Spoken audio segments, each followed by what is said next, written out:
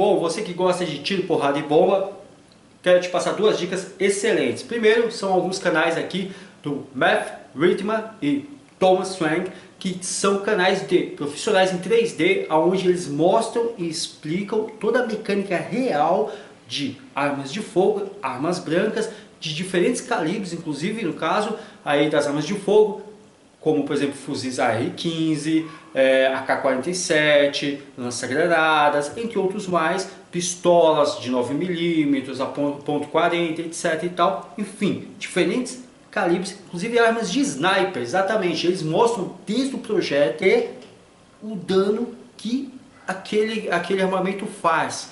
Toda a mecânica, inclusive da parte interna dessas armas, né? São dois canais excelentes que eles explicam cada peça, tanto internamente quanto externa, como é que se encaixa uma na outra, o que faz uma, o que faz outra. E isso é um grande acervo para você que quer aí ter um conhecimento para justamente fazer o seu game ou a sua animação de forma realista, de forma realmente que seja convincente, tá? Não é só o reload do pente de balas, né, na arma, não é só encaixar, fazer assim. É entender como é que a coisa funciona. E pela Camaleão Digital, eu quero te dar a segunda dica, tanto de armas brancas quanto armas de fogo, envolvendo inclusive armas de sci-fi, né? Aquelas de laser, né? Lança-granadas, diversos calibres, armas de fogo, etc e tal. Você vai ter aí um curso totalmente gratuito, tá? Onde você semanalmente vai ter novas aulas, por isso se inscreva aqui no canal, aprendendo a personalizar diferentes tipos dela, não só no seu programa 3D, mas trazer para a Unity, e na Unity potencializar com sistemas de partículas, física, dano, colisão, etc e tal. Exatamente, é tiro, porrada e bomba para tudo quanto é lado,